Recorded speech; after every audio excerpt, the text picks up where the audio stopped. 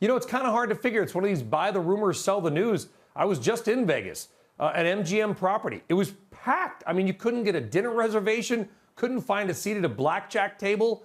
Why do you think investors seem to have lost interest in the last few weeks? Yeah, look, remember, Brian, that the market looks forward. We've seen the recoveries happen, and we are pricing in as though a recovery happens in 22 and 23. I think there have been two questions. One is the sustainability of margins. And I thought last night, in particular, MGM was particularly clear about the fact that the volumes have come back faster than some of the costs, and so the margins have looked good. Investors have questioned whether that sustainability will be there. And I think MGM, went an extra mile to be clear about what margin they can hang on to, right? And I think, look, the second aspect is that there's been concern about the Delta variant. We recall back a couple of years where, initially we were expecting COVID-19 to be just a few weeks. The world had a cold, and then we would go back to normal. So I think de-risking is part of what you're seeing.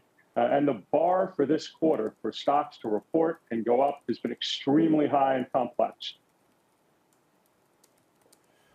Yeah, and you got the new mask mandates that have come down for Clark County, which of course is where Las Vegas is. Do you think, and I don't want to get into some political debate about masks, but do you think it will hurt bookings? Will it hurt tourism? I think it will not. And I think the best question I can answer for you is whether it will hurt stocks, right? And I think it won't, quite frankly, because I do think, as you aptly pointed out in your opening, that there's just a very high appetite to get out. And the volumes have just been extraordinary. Visitation in Vegas is 17% below where it's been. Room rates are actually 6% above 2019 levels already. So I don't think it's going to hurt business. And frankly, I don't think it's going to hurt stocks, because what we were talking about with companies now is what's your booking rate looking like for 22 and 23?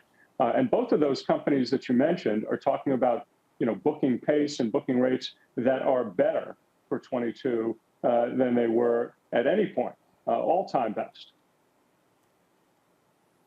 Wow. So I know it's early, David. It's been like a couple of days to that mandate, but I'm sure you're working the phones. No indication that there have been people canceling their trips.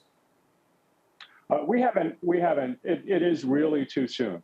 And quite frankly, where we are much more focused on trying to get information is with our colleagues in Hong Kong, because what we've learned over the past few days is, that Macau has restricted the borders once again.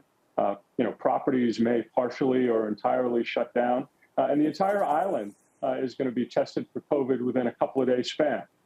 And so they are in somewhat of crisis mode yet again in Macau. Management teams for Wynn and MGM talked about that last night. They expect it to be a few weeks crisis, but Macau has been really just a challenge. It's still 65 or 70% below 2019 levels in terms of revenue and visitation. And where and when does that end, I think, is a much bigger question for Wynn and a much smaller question for MGM. Yeah, got to watch Macau as well. As I'm focused on Vegas, but Macau is even a much bigger property. Just quickly, the names you are recommending to clients right now are? MGM is a top pick for us. And the theme across all of our coverage, hotels and leisure, is you need several reasons to work other than just the recovery trade. And in that regard, MGM has a management team and a board that has turned over. As you pointed out in your opening, they have a real estate sale of $4.4 billion coming in the door to go with $5.6 billion sitting on the balance sheet now. Their momentum in the digital business with BetMGM has been just huge. And frankly, when you put all those together, we find several reasons why it should not be 10 times EBITDA. And we expect those catalysts to drive the stock higher, the value higher and the stock higher.